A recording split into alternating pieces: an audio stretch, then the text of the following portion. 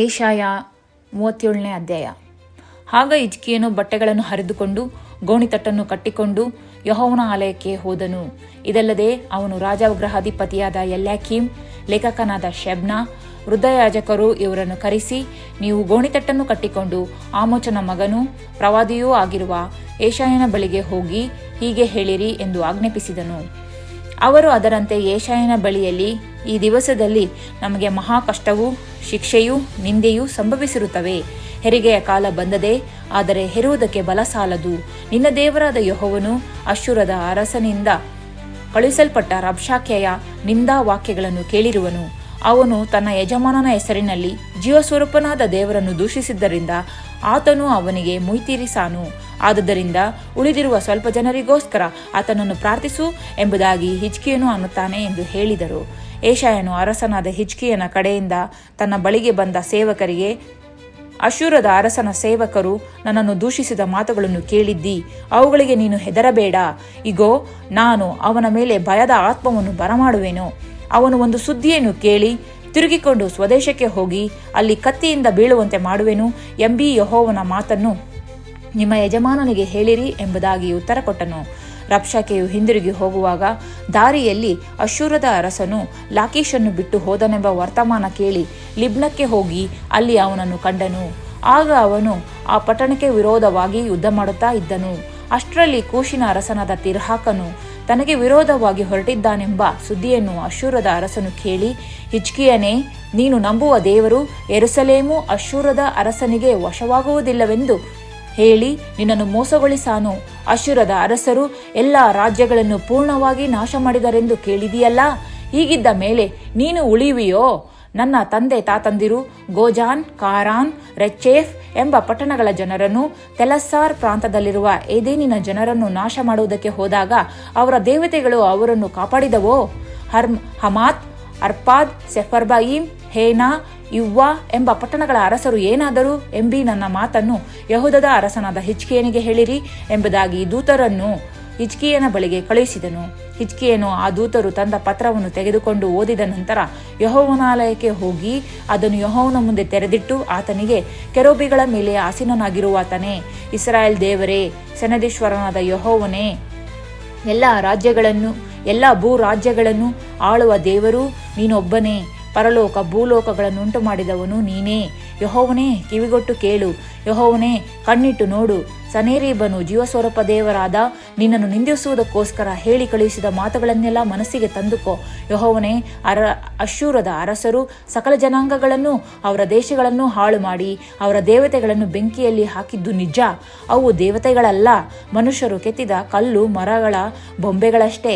ಆದುದರಿಂದ ಅವು ಅವರಿಂದ ಹಾಳಾದವು.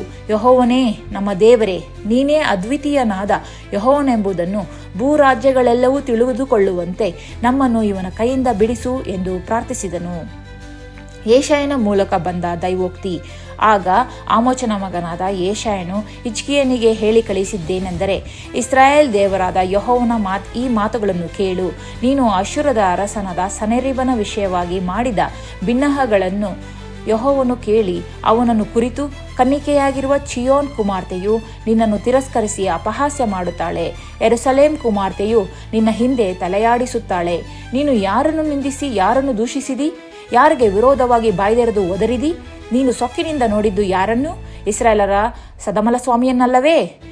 ನೀನು ನಿನ್ನ ಸೇವಕರ ಮುಖಾಂತರವಾಗಿ ಕರ್ತನನ್ನು ನಿಂದಿಸಿ, ನನ್ನ ರಥಸಮೂಹದೊಡನೆ ಪರ್ವತ ಶಿಖರಗಳನ್ನು ಹತ್ತಿದ್ದೇನೆ, ಲೆಬನೋನಿನ ದುರ್ಗಮ ಸ್ಥಳಗಳಿಗೆ ಹೋಗಿದ್ದೇನೆ, ಅದರ ಎತ್ತರವಾದ ದೇವದಾರು ವೃಕ್ಷಗಳನ್ನು ಶ್ರೇಷ್ಠವಾದ ತುರಾಯಿ ಮರಗಳನ್ನು ಕಡಿದು ಬಿಟ್ಟಿದ್ದೇನೆ, ಅಲ್ಲಿನ ಬಹುದೂರದ ಶಿಖರವನ್ನು ಉದ್ಯಾನವನಗಳನ್ನು ಪ್ರವೇಶಿಸಿದ್ದೇನೆ, ಪರದೇಶಗಳಲ್ಲಿ ಅಗೆದು ನೀರು ತೆಗೆದು ಕುಡಿದಿದ್ದೇನೆ, ನನ್ನ ಪಾದಗಳಿಂದ ಐಗುಪ್ತದ ಎಲ್ಲ ಹೊಳೆಗಳನ್ನು ಬತ್ತಿಸಿದ್ದೇನೆ ಎಂಬುದಾಗಿ ನೀನು ಕೊಚ್ಚಿಕೊಂಡಿದ್ದಿ.